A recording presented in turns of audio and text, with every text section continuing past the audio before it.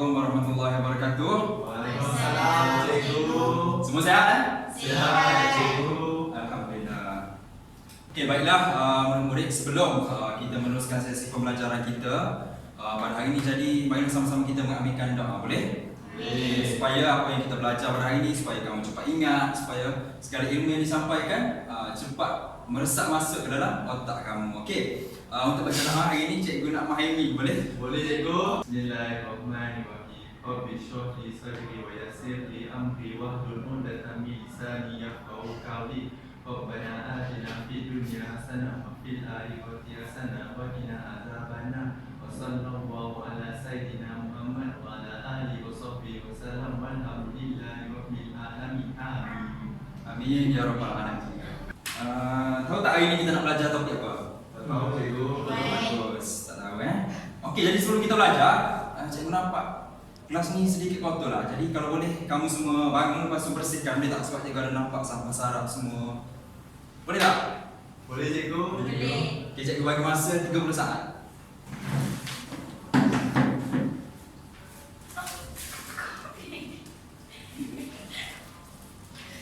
Okay, ready semua? Okey, lepas tu pastikan kamu semua betulkan kedudukan kamu. Okey, cikgu nak semua berada dalam keadaan tegak. Lepas tu meja, pastikan meja tu urus supaya kamu dapat belajar dengan selesa. Okey. Jadi sebelum kita belajar pada hari ini, cikgu nak make sure kamu betul-betul bersedia. Okey, cikgu akan tanya, are you ready? Lepas tu kamu semua jawab yes, yes, yes dengan penuh semangat. Boleh? Boleh. Are you ready guys? Yes, yes, yes. Okey, sekali lagi tak jelas. Are you ready? Yes, yes, yes. Okey, bukan. Jadi yang saya mohonkan semangat daripada kamu semua. Okey. Okey, kamu nampak okey? Di hadapan kamu cikgu telah paparkan slide. Okey, slide pembelajaran kamu. Okey. Jadi cikgu pasti kamu mungkin tertanya-tanya apa yang kita nak belajar pada hari ini. Betul? Betul. Okey, pada hari ini di hadapan kamu terdapat 4 gambar. Okey, cikgu nak tanya Hanafi. Okey, kamu hanya betul-betulkan gambar tersebut. Okey, apa yang membezakan antara manusia dan juga 3 jenis haiwan?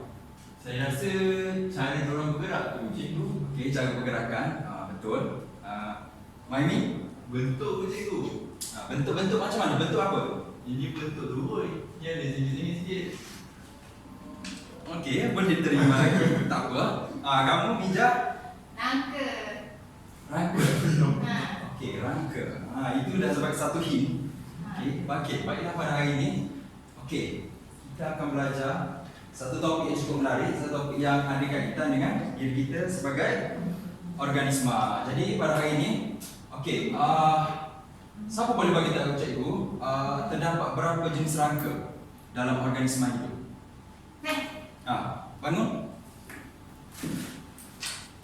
Saya rasa 3 rangka dalam organisma hidup. Ya. Senaraikan 3 jenis rangka tersebut. Rangka luar, Ya. rangka dalam. Saya tahu, cikgu. Rangka hidrostatik, cikgu. Ya, betul, bagus. Inilah pelajar-pelajar cemerlang. Yang cikgu sangat-sangat suka dengan semangat kamu pada hari ini. Okey, sebenarnya hari ini kita akan lihat 3 jenis rangka. Okey, cikgu nak hubung kaitkan dengan gambar ni. Pada hari ini rangka yang kita akan belajar 3 jenis, iaitu rangka luar, rangka dalam dan juga rangka hidrostatik. So, ketiga-tiga jenis rangka ni sangat berkaitan dengan kehidupan organisma, sama ada manusia dan juga haiwan. Okey, contohnya sebagai manusia, dia ada rangka tersendiri dan juga haiwan. Okey, untuk haiwan ada 3 jenis rangka yang berbeza. Okey, kita akan lihat sekejap lagi apakah ketiga-tiga jenis rangka tersebut. Boleh? Boleh.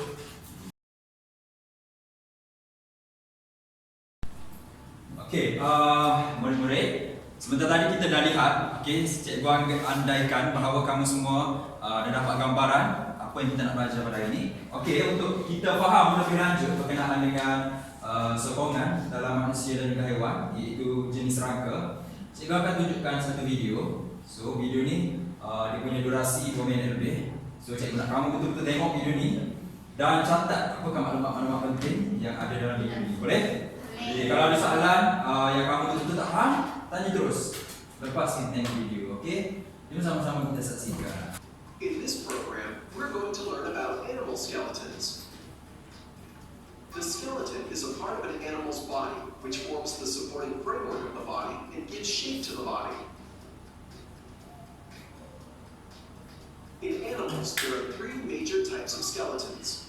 They are hydrostatic skeleton, endoskeleton, and exoskeleton.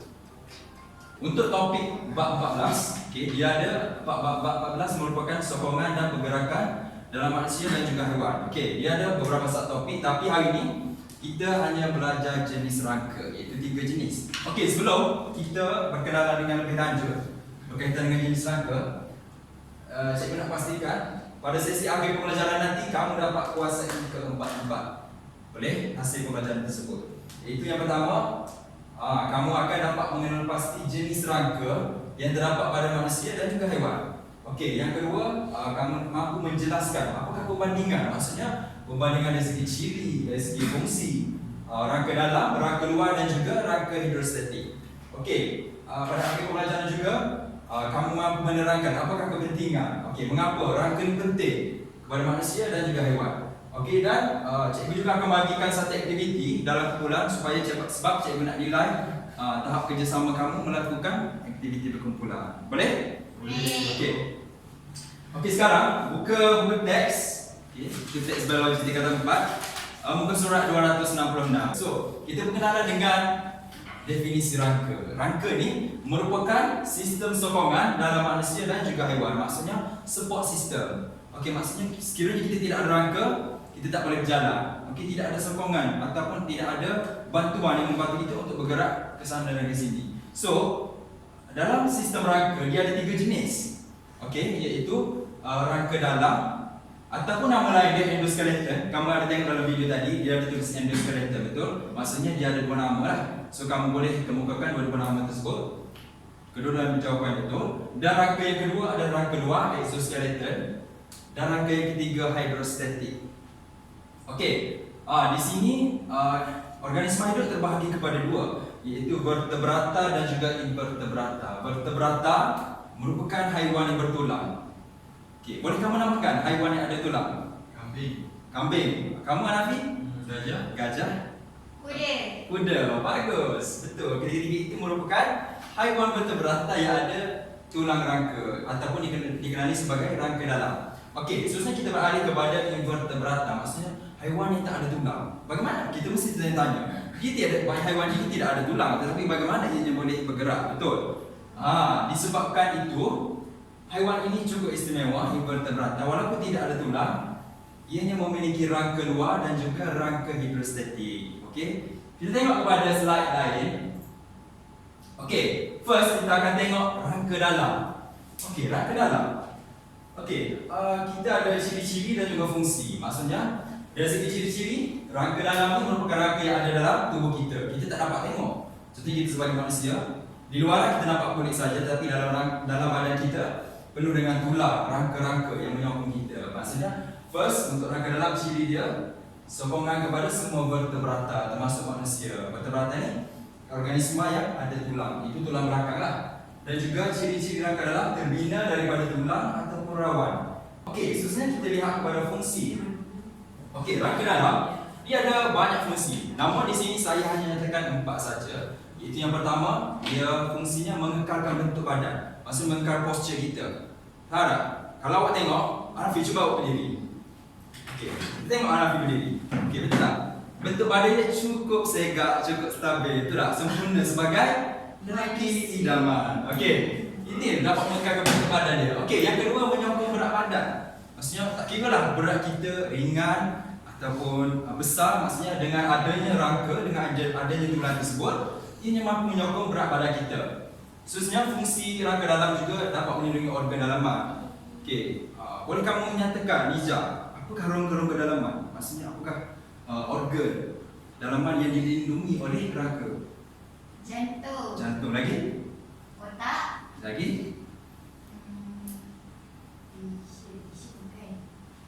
Betul, paru-paru. Bagus. Okey, seterusnya fungsi yang terakhir rangka dalam adalah menjadi tapak pautan bagi otot. Maksudnya kita cuba kamu angkat tangan macam ni semua.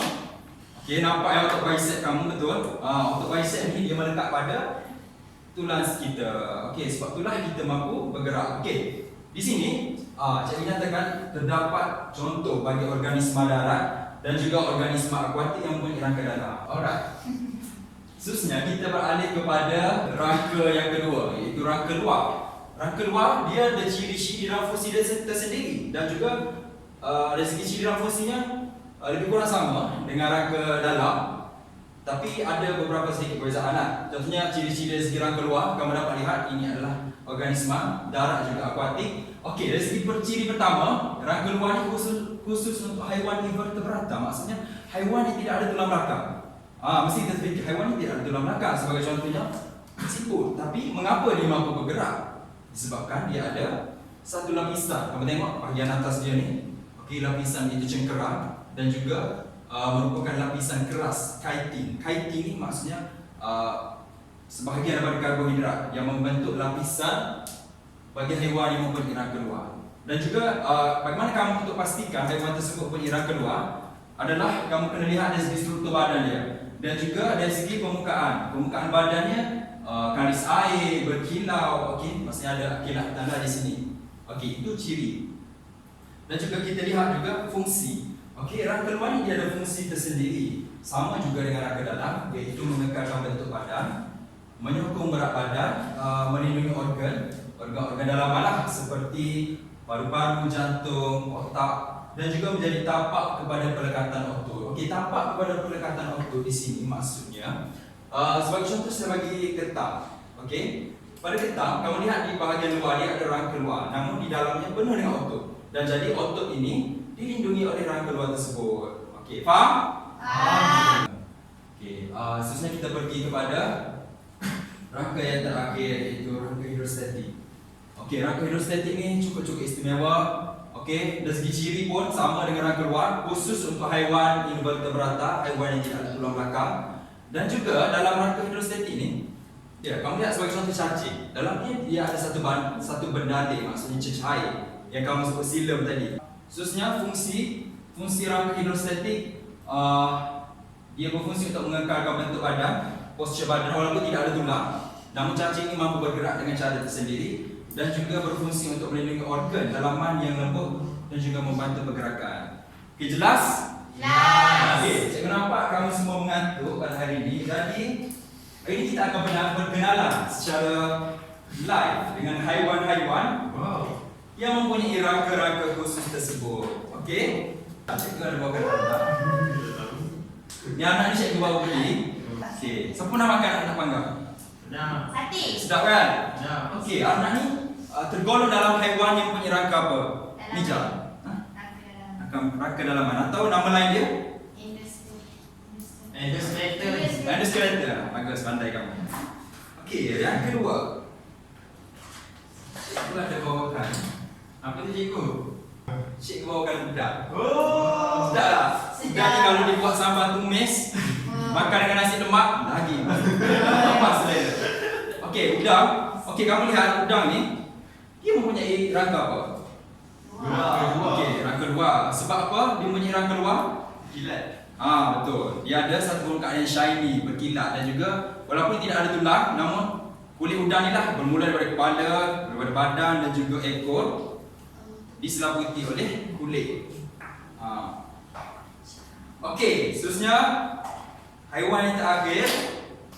Nampaknya ada seseorang yang geli dengan haiwan ni. Cikgu bawakan cacing. Okay. Cacing apa ni? Cacing tanah. Kenapa kamu takut? Tak. Okey, cacing tanah tergolong dalam Endoskeleton. bagus ni. Endostatik. Sama tak? Maksudnya kalau kita letakkan di atas tanah, cacing akan bergerak. Okey, menerusi pengecutan dan juga pengendoran. Betul, bagus. Okey, rangka ni sebenarnya dia punya kepentingan tersendiri. Okey, sebagai contoh kita lihat kepentingan rangka kepada manusia dan haiwan. Yang pertama, memberi sokongan. Memberi sokongan maksudnya menyokong bentuk badan dan juga menampung berat badan. Okey, ini gambar gajah apa? Gajah. Okey, seekor gajah yang mana beratnya berpam-pam, okey, beribu-ribu kilo daripada kita manusia, dan dengan adanya tulang, okey, tulang yang tebal, yang besar, mampu menyokong dan juga menampung berat badan gajah tersebut. Okey, seterusnya kita lihat kepada kepentingan Rangka yang kedua membantu pergerakan. Okey, dari segi membantu pergerakan ni macam mana? Membantu pergerakan otot kamu dan juga pelekatan otot pada tulang yang dibantu oleh tendon. Okey, tendon ni merupakan satu tisu yang menghubungkan antara tulang dan juga otot yang membantu pengecutan dan juga pengendulan otot kamu. Okey, khususnya fungsi kepentingan rangka juga membantu pergerakan untuk kemandirian spesies. Kemandirian spesies ni maksudnya untuk meneruskan menghasilkan generasi yang seterusnya. Sebagai contoh kamu lihat terdapat contohnya gajah, kan? Gajah telah hidup berjuta-juta tahun yang lalu. Namun disebabkan dia mampu bergerak daripada satu tempat ke tempat yang lain, okey, dia mampu mengekalkan spesies dia. Okey, kita lihat kepada dua lagi kepentingan rangka. Okey, kepentingan rangka juga memberi perlindungan. Okey, rangka ni sebagaimana kita tahu ianya satu tulang yang keras, tulang yang padat, okey, mampu melindungi tisu dan juga organ kita dan juga mengelakkan daripada kecederaan. Sebagai contoh, organ otak merupakan sangat penting, betul, dilindungi oleh kranium, nama tulang. Khususnya badan kita ada vertebrata, tulang belakang dan juga ribs ataupun dikenali sebagai sangkar rusuk yang melindungi paru-paru, jantung, perut dan sebagainya. Khususnya kita lihat kepentingan rangka yang keempat, tempat penyimpanan mineral. Okey, penyimpanan mineral maksudnya bertindak sebagai stor kepada fosforus dan kalsium. Okey, fosforus dan kalsium ni apa kamu tahu apa itu fosforus dan kalsium? Itu adalah elemen. Bagus. Elemen atau satu mineral yang penting dan membantu meningkatkan ketumpatan tulang serta menjadikan tulang sihat dan kuat. Sebagai contoh, kamu suka minum susu kan?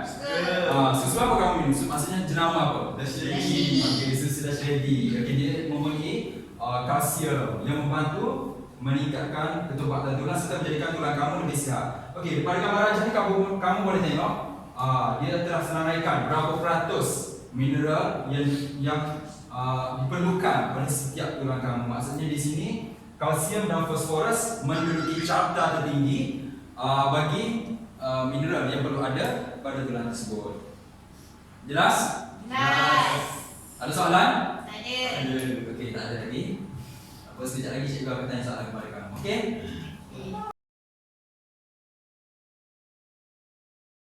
Okey, baiklah. Sebentar tadi kita dah dengar penerangan berkaitan dengan topik jenis rangka. So sekarang kita akan teruskan kepada aktiviti kumpulan. Okay, kamu nampak apa di hadapan cikgu? Nampak. Okey, di hadapan saya ada 3 jenis kertas warna. Okey, kertas warna yang berlainan dan dalam setiap kumpulan ni, dalam setiap sampul ni ada cebisan-cebisan yang mana cebisan ni bermulanya asalnya daripada sekeping gambar haiwan. So, kamu kena bentukkan menjadi satu gambar haiwan yang lengkap. Jadi cikgu akan bagi masa kamu 10 minit dalam kumpulan untuk cantumkan puzzle ni. Kemudian cikgu nak 2 orang wakil daripada setiap kumpulan datang ke depan. So, kamu ceritakan gambar apa yang kamu berjaya cantumkan. Seterusnya, apakah jenis rangka, ciri-ciri dan fungsi haiwan tersebut. Boleh? Boleh. Okey, jadi sekarang cikgu nak kamu bentukkan kumpulan. Satu kumpulan ada 4 orang. Okey, gerak sekarang. Sini. Orang. Okey. Gerak. Okey. Semua kumpulan dah settle? Okey. Okey, pertama sekali cikgu akan pilih kumpulan Hanafi. Ya, saya. Kamu pilih warna apa? Sina warna orange. Okey. Yang saya cikgu. Kumpulan Wahimi? Warna hijau. Okey. Terima kasih cikgu. Kumpulan kamu? Ada bidang Warna yang paling mana dia? Okey. Jangan buka lagi. Jangan buka lagi. Okey. Okey, buka. Okey, boleh buka sekarang. Buka. Ada cebisan puzzle dalam tu. Okey, kamu lakukan sambungkan puzzle tersebut membentuk satu gambar haiwan. Kalau ada apa masalah boleh tanya cikgu.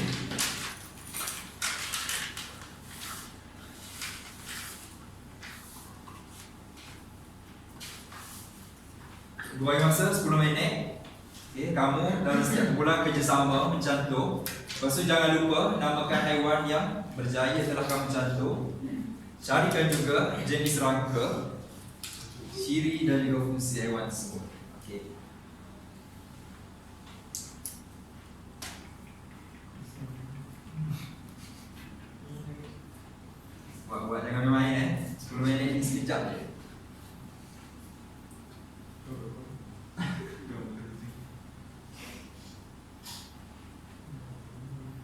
Boleh?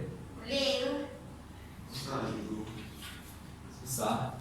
Saya tak cukup.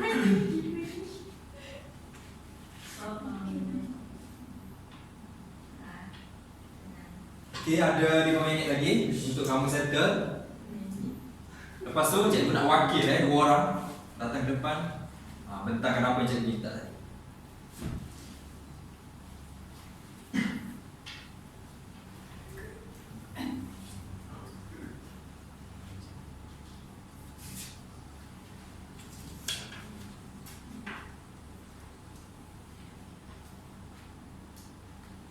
Okey, nampaknya kita dah kehabisan masa. Alright, semua kumpulan dah ready? Dah. Okey. Nanti wakil datang ke depan. So, okey, cikgu akan guna wheel of names untuk jemput kumpulan yang bertuah membentang kali pertamanya. Okey, kita tengok kumpulan mana yang akan bentang dahulu.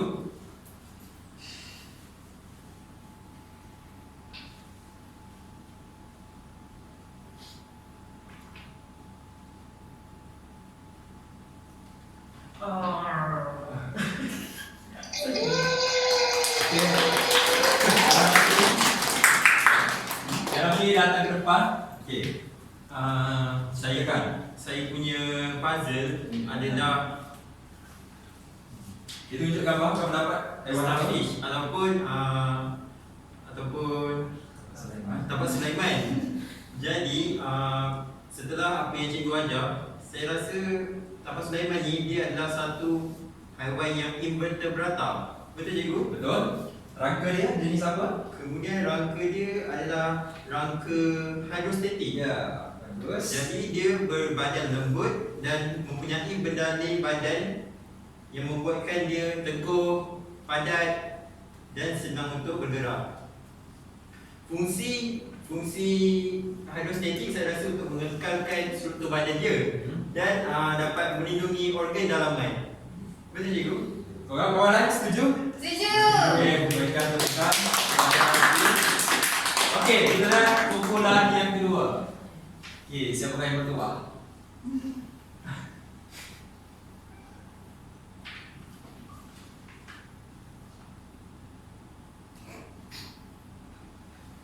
Oh, ini kumpulan wakil kedua.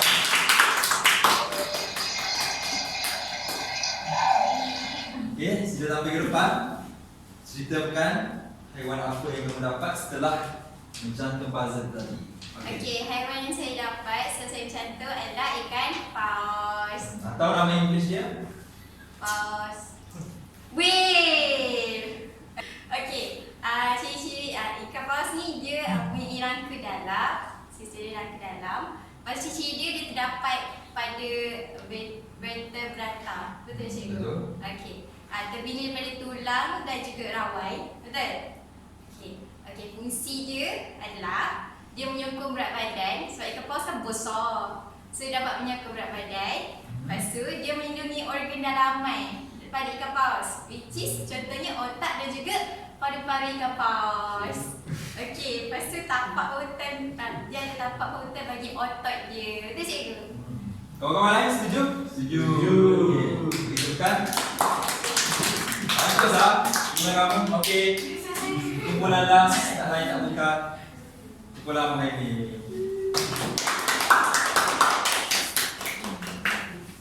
Okey, saya dapat scorpion atau kalajengking. Scorpion ni haiwan invertebrata yang mempunyai rangka luar atau boleh juga dikenali sebagai exoskeleton. Betul cikgu? Bagus, betul. Betul. Okey, lapisan kulit dia ni lapisan luar kulit dia keras dan berkiting. Betul cikgu? Dan fungsi rangka luar dia adalah untuk melindungi organ dalaman. Lepas tu dia juga mengekalkan bentuk tubuh badan dan sebagai tapak pelekatan otot. Betul cikgu? Betul, bagus. Terima kasih cikgu. Kawan lain setuju? Okey, nampaknya kamu semua betul faham apa yang kita telah belajar pada hari ini. Jadi, ada soalan? Saya soalan cikgu. Okey, bagaimana? Okey, apa yang kamu tak faham berdasarkan topik yang kita telah belajar? Memandangkan saya dapat ikan paus, saya nak tanya, kenapa kadang-kadang ikan paus dia terdampar dekat pantai tu, dia tak boleh masuk balik ke pantai, lepas tu dia mati. Bagus. Soalan yang bagus. Okey. Je. Orang lain dengar baik-baik sebab ni soalan keempat. Okey. Okey, salah satu sebabnya adalah ikan paus apabila dia bergerak di dalam air, ianya dibantu oleh daya apungan air. Maksudnya air yang membantu menggerakkan ikan paus tersebut. Walaupun kita lihat ikan paus ni semakin membesar, tapi disebabkan oleh adanya daya wujud, daya apungan air, maka ianya mampu bergerak. Sebab itulah kalau kita tengok apabila ikan paus ni terdampar di pantai, dia tak boleh bergerak kan? Betul tak? Tak boleh bergerak dan kembali semula. Sebab tulang yang ada pada ikan paus tidak mampu menyokong pergerakan ikan paus tersebut di atas darat. Jadi hal ini disebabkan juga apabila ikan paus berada di atas darat, berat badan ikan paus tersebut yang bertantan tu akan mengganggu ataupun menekan ke atas organ ikan paus tersebut. Sebab itulah ikan paus yang terdampar tidak dapat kembali semula ke laut dan akan mati. Okey, ada soalan lain? Okey, bagus. Okey, nampaknya kamu semua dah faham.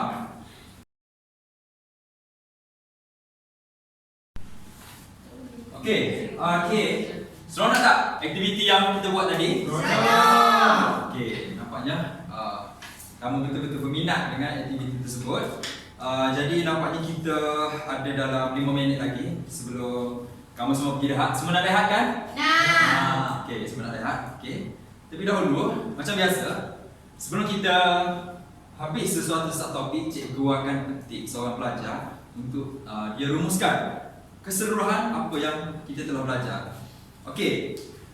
Tadi cikgu nampak Mahemi, kamu bercakap dengan rakan sebelah kamu. Jadi cikgu nampak kamu betul-betul main-main tadi. Jadi disebabkan kamu main-main, disebabkan kamu ketawa dan bercakap, cikgu nak kamu bangun. Bangun sekarang. Cikgu nak kamu bangun dan kamu rumuskan apa yang kamu dapat. Cikgu nak uji betul tak kamu fokus dalam kelas tadi. Okey, cikgu. Apa yang kamu dapat rumuskan berdasarkan yang kita telah belajar? Saya dapat rumuskan hari ini kita belajar pasal jenis rangka. Kita ada 3 jenis rangka, iaitu rangka dalam, rangka luar dan rangka hidrostatik. Lepas tu kita juga belajar pasal ciri-ciri dan fungsi rangka.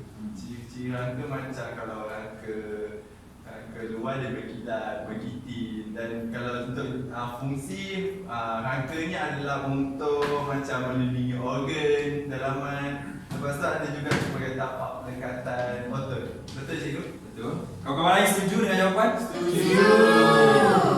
Duduk. Okey, nampaknya kamu betul fokus. Bagus. Aku suka semangat yang kamu ada. Dalam murid, cikgu akan rumuskanlah keseluruhan apa yang telah kita belajar pada hari ini selama 1 jam. Okey. Pada hari ini kita telah belajar berapa jenis rangka? 3. Okay, yang pertama, rangka dalam ataupun endoskeleton. Okay, yang kedua, nama lain dia? Okey, bagus. Yang ketiga, okey, rangka hidrostatik. Okey, ketiga-tiga jenis rangka ni dia ada ciri-ciri dalam fungsi. Okey, dan juga rangka ni sangat penting sebenarnya. Salah satu kepentingan rangka adalah ianya melindungi. Okey, melindungi organ dalaman kita. Seandainya rangka itu tak ada, seandainya kita contohlah, seandainya tiba-tiba kamu pergi jalan-jalan, okey, kamu kemalangan. Dan disebabkan ada rangka pada badan kamu, maksudnya kamu terselamatlah sikit kan. Maksudnya impak kecederaan itu dapat dikurangkan. Sebab adanya rangka melindungi organ-organ penting seperti otak, jantung, paru-paru, betul tak? Betul. Sebab itulah kita kena sentiasa bersyukur. Ingat pun betul. Okey, bersyukur dengan fizikal kita. Sebab kadang-kadang ada orang lain yang dilahirkan tidak sempurna, betul. Tidak ada sempurna kepala, cacat sana sini, betul tak? Betul.